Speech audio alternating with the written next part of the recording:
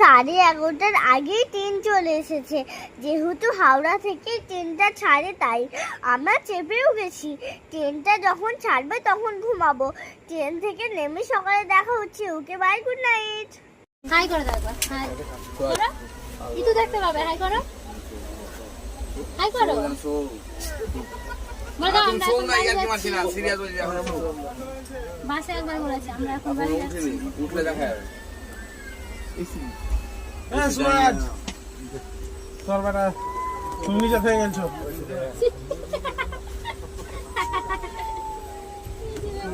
আচ্ছা বেটা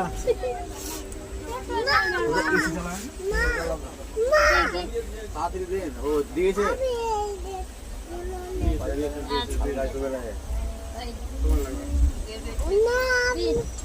একটু আরো বিরক্ত হয়ে